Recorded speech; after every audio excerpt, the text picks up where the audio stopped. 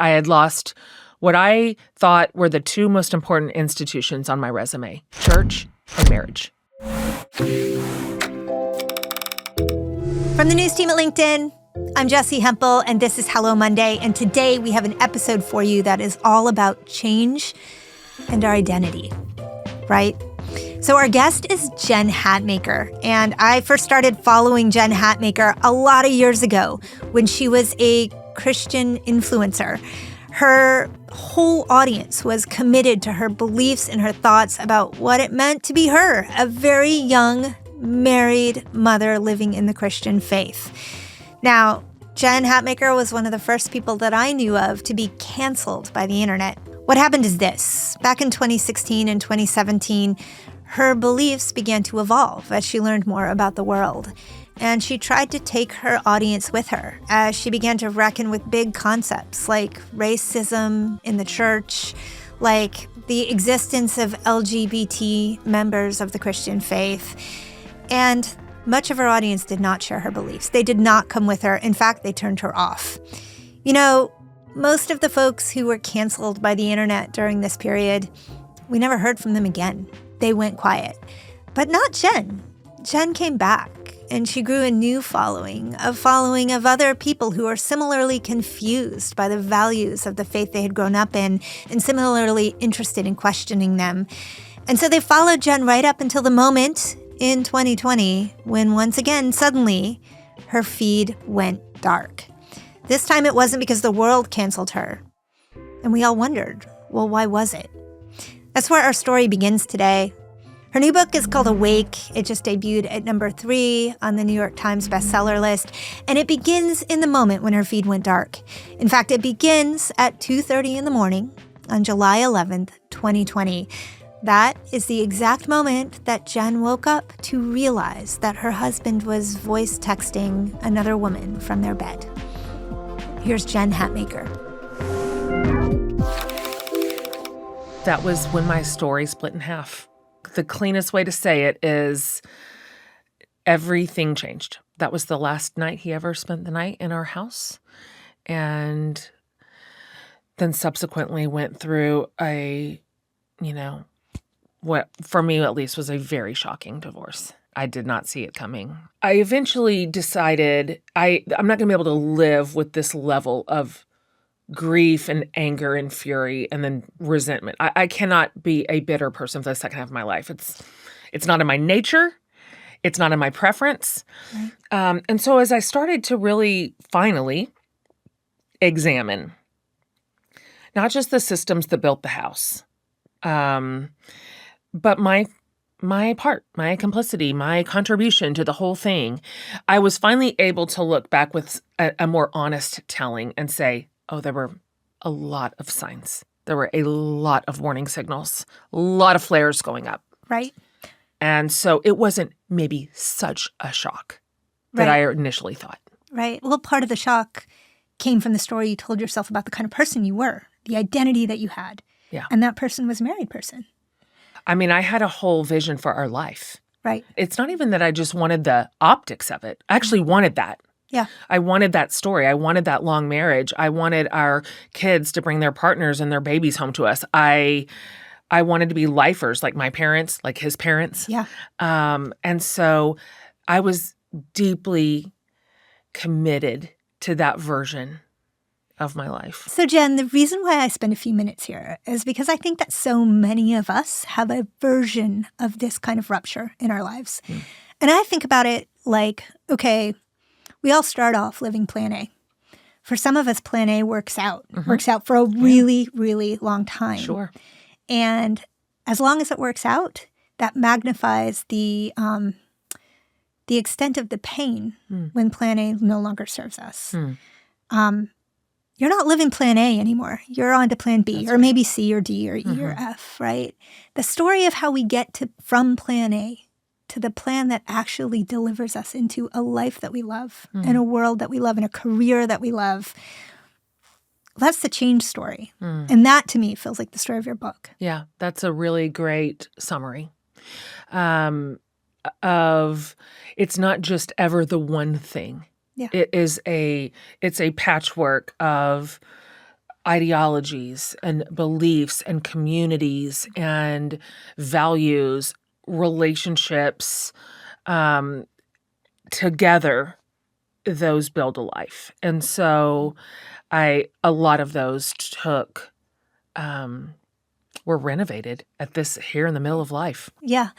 But to suggest that this moment in July of 2020 was a complete overhaul of how you perceived yourself and how you had been perceived does a disservice to the, half a decade beforehand. Because Jen, you really began your life as a Christian leader. Yeah. I mean, the set of books that you wrote before this book were written for a Christian audience. My worldview and thus the community I was embedded in was fraying at the edges for some time. Anybody with watching eyes could have seen. Yeah. That I was struggling. I was a pastor's daughter. I promptly married a pastor at age 19, a literal teenager. So insane. And I had this very small bubble that I grew up in. And for a long time, that's the only world I knew. I thought that was the whole world. I came up through this Southern Baptist culture. For anybody who knows what that means, it's just a very rigid, conservative, traditional church structure. Men are in charge only. Women are support staff in every way, both in church and at home. And it's rules-based and thus behavior-based. So, I knew the calculus. Right. You do this, this, and this, and your sense of belonging is protected. Right. Step outside of it, and that's the first thing that gets revoked. But for a long time, that worked for you, right? I was great you were at an it. Oldest child. Great at it. I've always been good at being good. Yeah.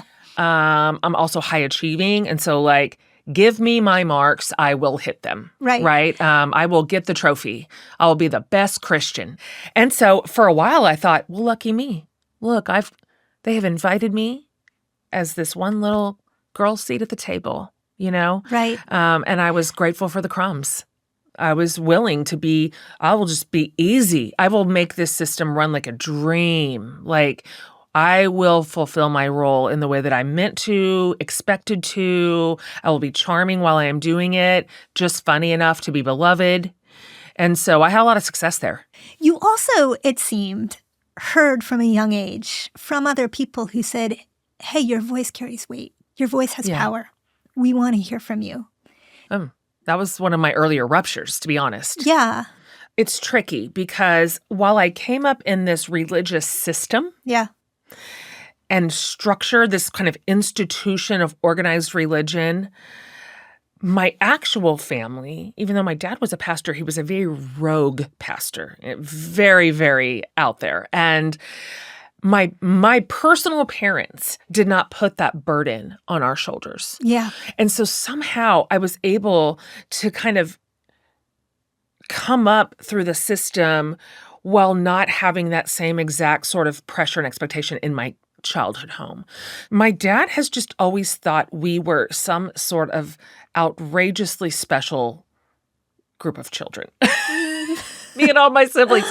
I'm the oldest of four, and we laugh about it all the time. I have said this, but all four of us, my dad just thought we were just so brilliant and so unrecognized for our outstanding contributions to humanity. And we were all pretty solidly in our 20s before any of us realized we were just sort of medium. We had no idea. Our dad oversold it. He really, really oversold it. And so I grew up with this real honoring of my voice from my dad. Yeah. He broke the rules when he felt like they were wrong. And I witnessed him doing that. And that built something in me that I did not know I would draw on later. Yeah. But it did. It came to pass. Later when I went, I have a model for this. I have a precedence for moving outside these boundaries, these religious boundaries that are kind of man-made. So you came up as this leader in the church and this author at the same time as the internet was making this interesting turn. That's right. And social was coming up. Yep. And it seems to me like if you're a surfer, you caught the biggest wave. I did. It was big. The timing was it was a moment. And I didn't know how to keep up with it. How did any of us? We didn't have any teachers. We Right. didn't have any mentors telling us, this is how you manage this many eyes on you in a parasocial way. It's funny because it had an arc. Mm. At the beginning, you know, I was a darling of that community. Yeah. I was liked and I wasn't problematic at all. No. I did not color outside the lines. I was just funny enough to be called edgy, which Christian women liked Yeah. because it didn't really threaten the story. It Yeah. wasn't genuine disruption. No. It was disruption light. And so for a while, I mean, my career was just like just taking off. Right. And the internet made that possible. But social has a way of, and anybody who is represented on social could probably speak to this, no matter how large or small you're following, it has a way of calcifying your identity. For sure. And humans grow and change. Oh my gosh. And suddenly you're pushing at the limits of what the world expects of you. Sure. And that happened for you. You had a rupture in 2016, 2017, right? Is it fair to say that the internet just canceled you overnight? I mean, yes, it is fair to say that. I'm trying to parse out the internet from my actual career partners, and it was somewhere in between. A lot of my doctrines, my theologies, the ideologies that I was handed inside an evangelical worldview were fraying, and I was struggling. And I was asking new questions of the handbook that I had always played by. Yeah. And for me, initially, it started with anti-racism. That was the beginning. That was the first big thread I pulled as the sweater started to unravel. And that did not go well. Yeah. That did not go well. I think I have failed to say this thus far in this interview, but when I say evangelicalism, what I mean is white evangelicalism. I had this almost entirely white evangelical community, and I am beginning the deep work of just learning, and listening and paying a new kind of attention to the story of white supremacy, and thinking truly naively, truly like, I'm going to bring my community with me because we're obviously all going to care about this. They're with me. This is a deep injustice that we are at the helm of. Like, let's raise this up, like to our public level of discussion in my little community, and let's be a part of this. What I would love to see as a reversal in our lifetime went terribly. It just went so terribly. Nobody wanted that. Yeah. And that was when I realized, oh my gosh, I'm departing from the playbook in a way that I did not understand. Yeah. I started losing. And that is when I began to have real conflict on the internet. And you tried to have it out loud for other people to observe the process. I didn't know what else to do. I didn't know how to not... I wasn't sure where to locate that conversation, that dialogue. And so I was starting to rattle the cages back then. And that is when I began to draw the critique of the group. Yeah. Certainly the men. The men were not having it. But the infrastructure of your career at that point was still intact. It was right? still intact. You still got invited to speak occasionally. I did. I was hanging on by a thread. Okay. But let's be honest, that mechanism is still largely commercial. And so I was still successful, a draw. I could make an event successful. So in some ways, until the conflict became so big. That's right. It actually helped you. It helped me, and it helped the people who hired me. Yeah. I was experiencing extreme cognitive dissonance at the time. Yeah. And my internal mechanism was in absolute disarray.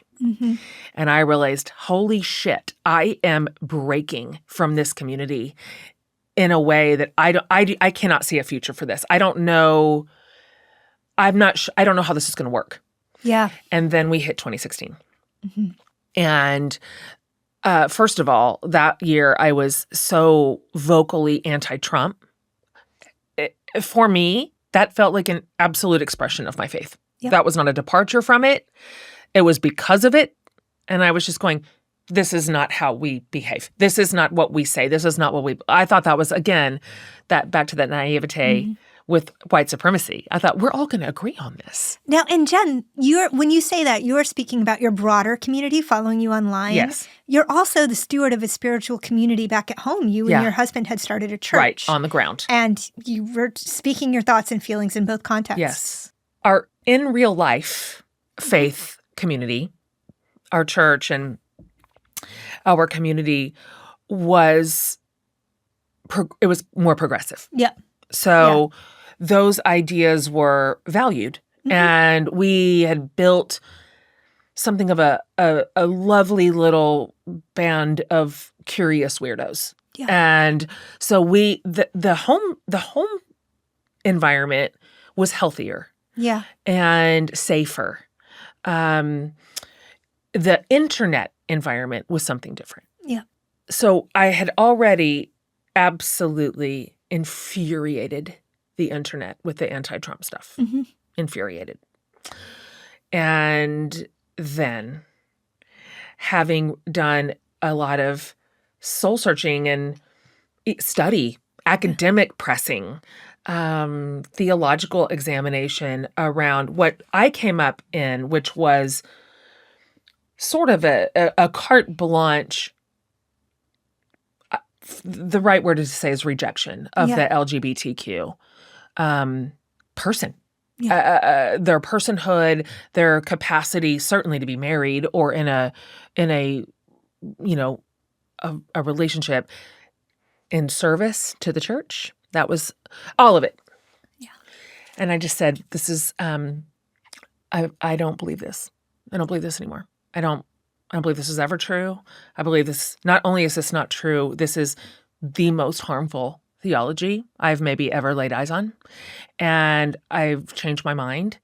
And that was the end of that particular leg of my race. In the moment, what did that signify? People stopped following you. Yes. Your publishers canceled your book contracts. That's right. Your speaking engagements Over. ceased. In the dark, I'm going to use a cliche, in the nuclear winter of your career that followed, just talk to me about the career mapping piece of it. How did you identify what happened for you in that way? First of all, I knew it was going to happen. So that was not a surprise. It was a very predictable response.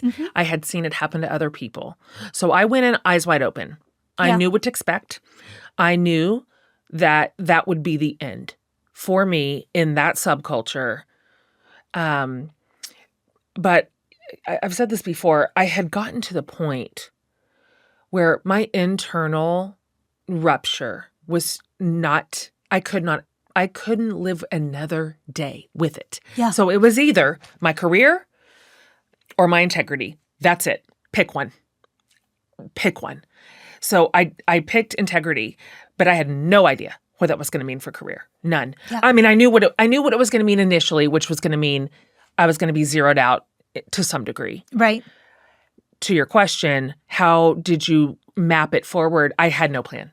You had no plan. I had no plan. I thought maybe I could be good at something else. Here we are 8 years later, and the internet, especially during those years, had a way of canceling people. For most of those women, that has been, at least publicly, the end of the story. Their voices get quieter. Your voice got louder. Yeah. And I think we all have a lot to learn from structurally what happened and spiritually what happened. For you to be able to be that kind of leader. For the rest of us, sure, but for yourself. I think it would bear mentioning that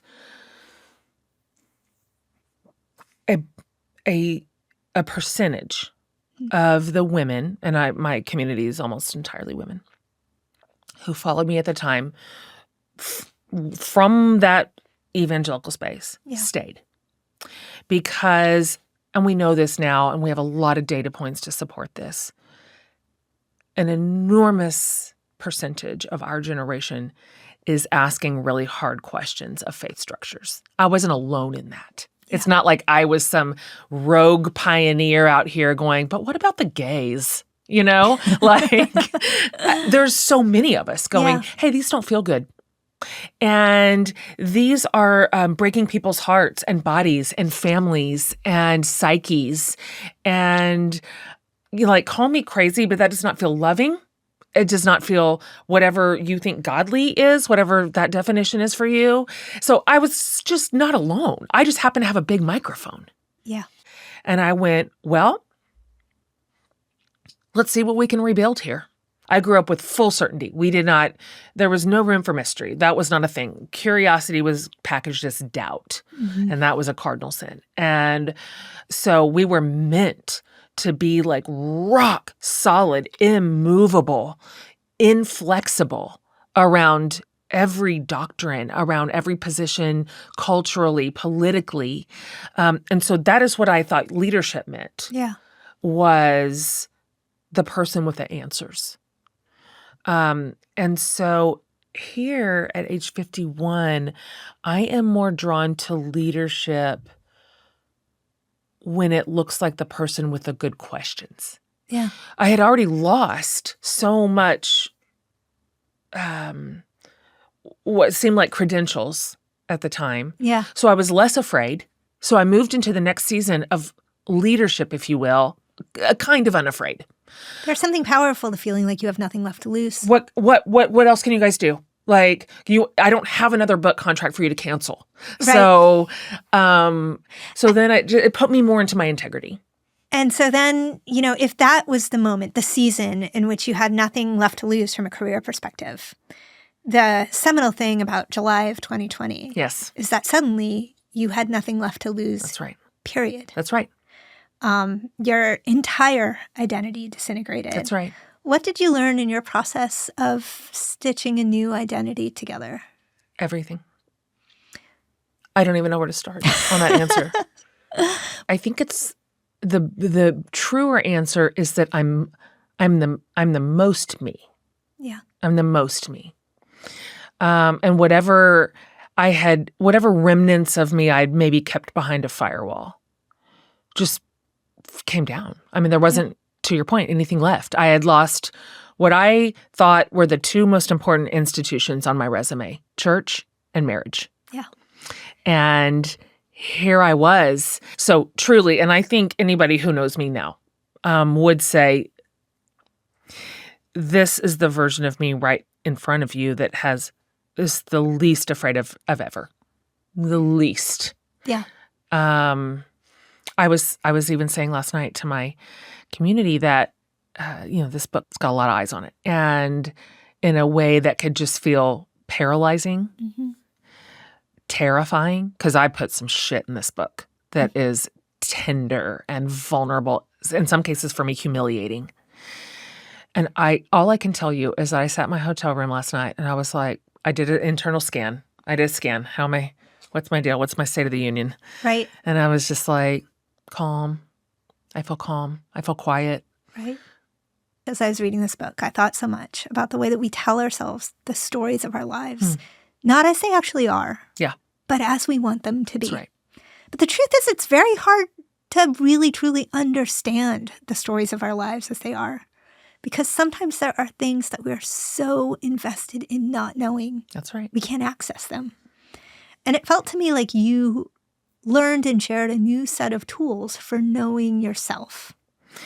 It's so true that our commitment to the version that we want is so complete. So it's so thorough and so baked in that we literally have the capacity to not see what is plainly in front of our face. It's just a choice. And, I kind of write about that in a way, but I don't think it's because we are all just choosing to be duplicitous. or that we have some nefarious intent. Right. It's not all an optics game. Like, I don't want these optics. It's not that. It's that we deeply want the story we want. Yeah. We wish that's what it was. Yeah. I wanted my marriage to be that way. I wished it wasn't going the way it was going. And so I just sort of like closed my eyes to it and I was like, maybe this is just going to course correct behind my back in some miraculous way. Like, I'm just going to wake up one day and he is going to be better. Whatever this is that's happening, which every alarm bell in my body knew, is going to just, I don't know, fix itself. Yeah. We'll get back. We'd been through things before. Yeah. I just did not want to face what my body knew. Yeah. And so that, when you asked me earlier, what's something that you learned? One of the most profound, I guess, lessons I'm going to take with me from this season to forever is that I am a trustworthy narrator of my own story. I am a good guide. My own wisdom, my own intuition, my own gut check is literally never wrong. That is not to say that whatever my intuition is telling me is easy or that I want it or that it's not highly disruptive. If I had looked at what I knew in the face, what that would then mean was a complete life disruption. That's why I didn't look at it. Yeah. And so I didn't want the consequences of it. But I knew. I knew. And so when I told you earlier, I was shocked by the end of my marriage, I was, but also I could, with clearer eyes, eventually look backward and go, come on, Jen. Right. Were you really shocked? Was it really that shocking? I think a beautiful moment is the moment at which you get to the point where you are then able to look forward and say, oh, this has the capacity to be so much richer than I ever dreamed, this story of life. And to me, it's going back to the Plan A motif. When we are finally able to examine and let go of Plan A, that's when the reward comes because we can step into Plan B. So true. And it is so real. And I don't know that 2020 me was ready to hear that or believe it. Everything felt so shattered. Everything that I held so dear. Yeah. And I didn't have a vision for my future yet. I was still at the bottom of the ocean. Yeah. But the truth of it is that we honestly do more than just like barely recover. We absolutely flourish. And it's like the best thing I've ever known. That was Jen Hatmaker, a best-selling author and speaker. You can find her book wherever books are sold. I suggest you do. And it was so powerful to have Jen in the studio, even better than I hoped it would be. Because I think her story offers something for all of us. It offers the promise that if we turn inward in moments of crisis and change, in moments when, even if we want things to stay the same, they can't. If we turn inward and do the work and reach for the most authentic expression of ourselves and reach for our friends while we do it and lean hard on them, well, there's a new path forward for us and we will be all right. And how do I know? Well, Jen showed us. She's all right. And that counts for a lot. Now, we're going to talk about all of that and so much more this week on Office Hours. I hope you'll come.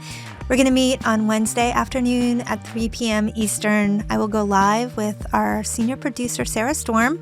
You can find us on the LinkedIn news page or look for a link in the show notes.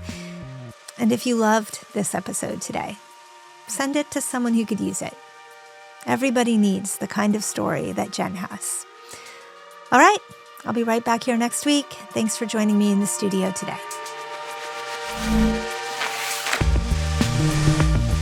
Hello Monday is a production of LinkedIn News. Lolia Briggs and Rachel Karp produce our show. Sarah Storm is our senior producer. Sound design and engineering by Asaf Gadron. Our theme music was composed just for us by the mysterious Breakmaster Cylinder. Michaela Greer is a friend of the show forever. Kyle Ransom Walsh is editor-at-large of editorial graphics. Dave Pond is head of production and creative operations. Courtney Coop is head of original programming. Dan Roth is the editor-in-chief of LinkedIn. I'm Jessi Hempel, and this is Hello Monday. See you next week.